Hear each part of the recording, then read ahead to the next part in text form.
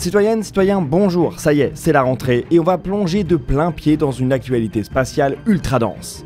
Dans cet épisode, on va découvrir comment l'Event Horizon Telescope monte en résolution pour produire des images de trous noirs supermassifs toujours plus impressionnantes. On va prendre des nouvelles des missions Polaris Dawn et Starliner, et vous allez voir que le vol spatial habité, ça reste en 2024 une sacrée aventure. Et on reviendra sur quelques échecs et désistements de l'été, et il y en a même chez SpaceX. Allez, sans plus attendre, générique.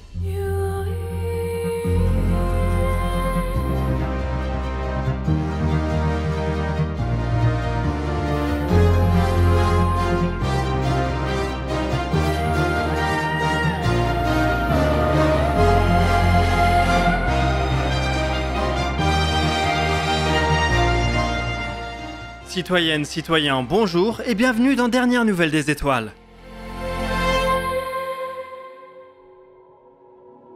À quoi ressemble vraiment un trou noir supermassif? C'est une question que je trouve fascinante. Depuis quelques années, on a tous une représentation assez précise en tête, qui a notamment été popularisée par le film Interstellar. Ce qu'on y voit n'est pas le trou noir à proprement parler, celui-ci est par définition complètement noir, mais son environnement immédiat, le disque de matière et de lumière chauffée à blanc piégé dans son intense puits gravitationnel. Depuis avril 2019, on peut aussi s'appuyer sur des prises de vue réelles. Elles ont été produites par l'Event Horizon Telescope, un réseau de radiotélescopes répartis sur la Terre entière.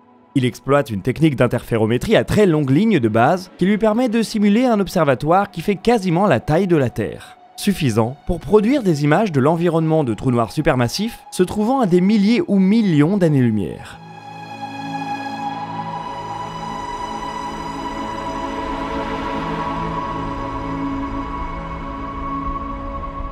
L'Event Horizon Telescope a d'abord produit une image du trou noir supermassif se trouvant au centre de la galaxie M87, avant de nous présenter Sagittarius A étoile, le monstre qui siège au centre de notre propre galaxie. L'instrument a également pu imager des jets relativistes et des quasars. Les images déjà produites ne signent pas la fin des efforts pour imaginer des trous noirs, bien au contraire. Au cours des dernières années, les équipes de la collaboration ont affiné leur technique et exploité de nouvelles longueurs d'onde. L'observatoire fait déjà la taille de la Terre. Il va donc être difficile de gagner en résolution en le faisant grossir. Pour continuer à progresser, il est donc préférable de s'attaquer à de nouvelles longueurs d'onde, de nouvelles couleurs de la lumière en quelque sorte.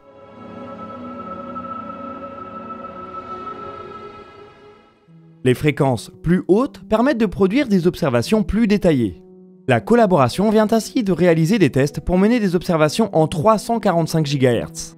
C'est une fréquence complexe car elle est absorbée par la vapeur d'eau qu'on trouve dans l'atmosphère. Il a donc fallu déployer de nouvelles technologies et une organisation très rigoureuse pour produire ces tests. Cette nouvelle capacité devrait cependant permettre de produire des images plus fines. Des membres de l'équipe font la comparaison entre une photo en noir et blanc et une photo en couleur. On peut déjà se faire une idée avec ces simulations de ce à quoi devrait ressembler M87 en 345 GHz à droite comparé à l'image produite en 230 GHz, la fréquence utilisée pour les observations jusqu'ici. Pour les spécialistes de la relativité générale, ce sera l'occasion de tester plus précisément les modèles qui décrivent le comportement de la matière dans un espace soumis à une courbure de l'espace-temps extrême. L'image peut paraître encore simple et floue, mais elle comporte de nombreux détails qui seront intéressants, notamment au niveau des irrégularités du disque, qui pourraient nous en apprendre long sur les phénomènes qu'il contient. La collaboration espère produire des images 50% plus précises de M87 étoile et de Sagittarius A étoile. Il sera intéressant de voir si elles divergent beaucoup des résultats simulés. C'est après tout dans ces rencontres entre la théorie et la pratique qu'on peut trouver quelques surprises intéressantes.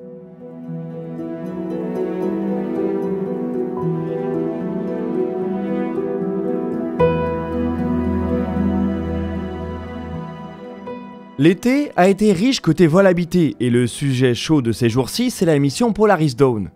Elle a décollé hier et c'est pour ça que ce DNDE tombe un mercredi. On a préféré le décaler pour laisser place à notre couverture de lancement. Tout s'est bien déroulé et le vaisseau et ses occupants sont en orbite.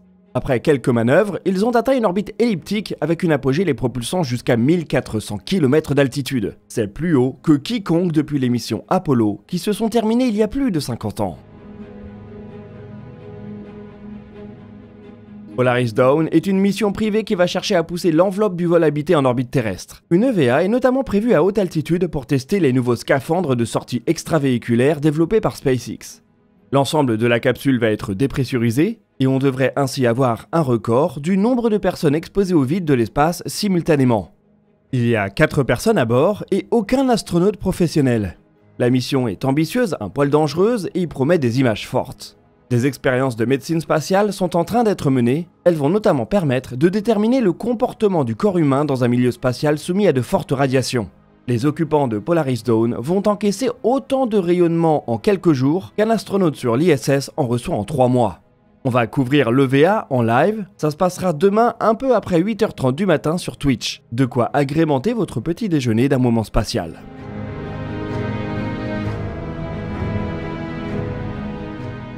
Toujours sur le vol habité, une autre aventure nous a tenus en haleine pendant de longues semaines. Le premier vol habité du vaisseau Starliner de Boeing.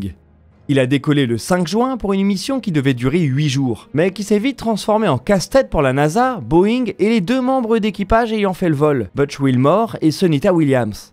Des problèmes de fuite et de propulseurs ont compliqué l'approche de l'ISS. La NASA a décidé de prolonger la mission pour se donner le temps d'évaluer la situation.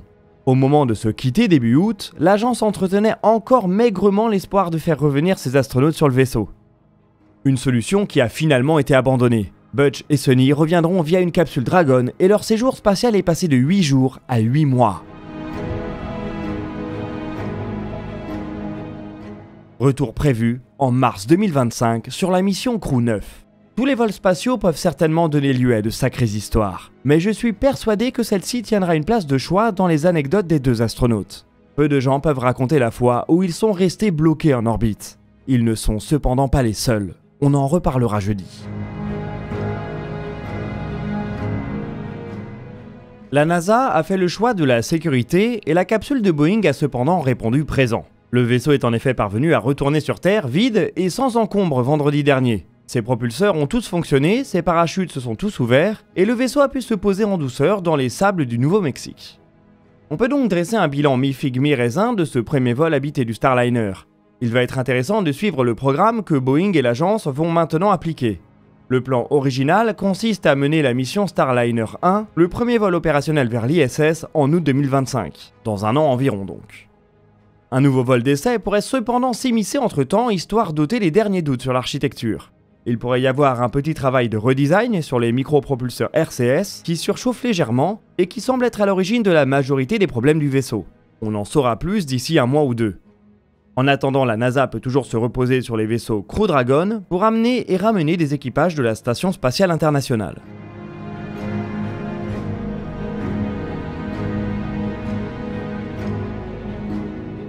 Il n'y a d'ailleurs pas que chez Boeing qu'on a connu des ratés cet été. SpaceX a subi son 2e échec avec une Falcon 9 en l'espace de quelques semaines. Le 11 juillet, un étage supérieur de la fusée la plus active du monde avait été perdu suite à une fuite dans une ligne d'oxygène liquide.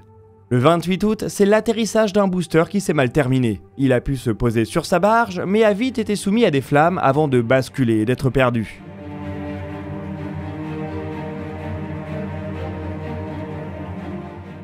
L'incident est impressionnant mais n'a pas engendré des dommages conséquents.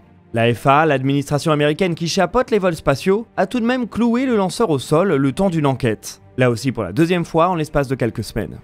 Cette immobilisation n'a pas duré longtemps et SpaceX a repris ses activités normales le 1er septembre, avec même 2 lancements en l'espace de 65 minutes depuis Cap Canaveral et Vandenberg, un nouveau record. En Europe, on a observé un autre échec marquant cet été. L'entreprise allemande RFA a mené le 19 août un tir statique du premier étage de son lanceur RFA-1, à Saxavord, tout au nord de l'Écosse. Cette mise à feu a engendré la destruction totale du booster. Sur une vidéo de test, on observe une explosion qui semble être due aux turbopompes d'un des 9 moteurs. C'est un sacré coup dur pour la jeune pousse qui était pourtant bien partie pour devenir le premier acteur du New Space européen à réaliser un lancement orbital. Bon, vous l'avez vu dans la vidéo qu'on a réalisée avec eux, c'est une équipe ultra déterminée. On a donc hâte de les voir rebondir. Le spatial reste une industrie incroyablement difficile et il faut s'attendre à d'autres échecs de ce type, en Europe et ailleurs.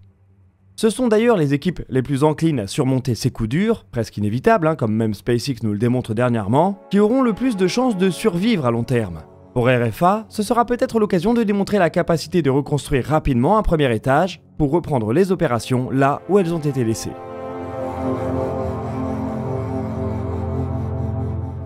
Dans la liste des préparations qui se font un peu dans le dur, il y a également le sprint final de la New Glenn, la première fusée orbitale géante de Blue Origin.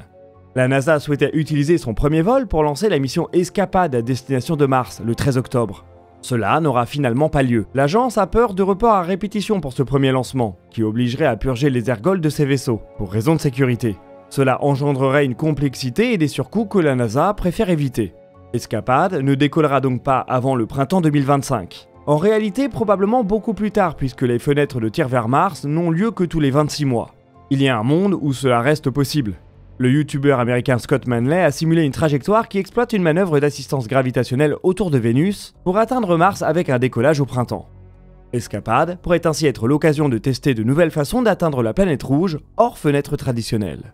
Sans cet impératif de fenêtre de lancement, on peut facilement imaginer que le premier vol de la New Glenn risque de glisser. Il y a encore fort à faire avant d'être prêt. On peut éventuellement toujours espérer un premier tir avant la fin de l'année, mais je crois qu'il ne faut pas trop s'accrocher à la date du 13 octobre. On en saura très rapidement plus.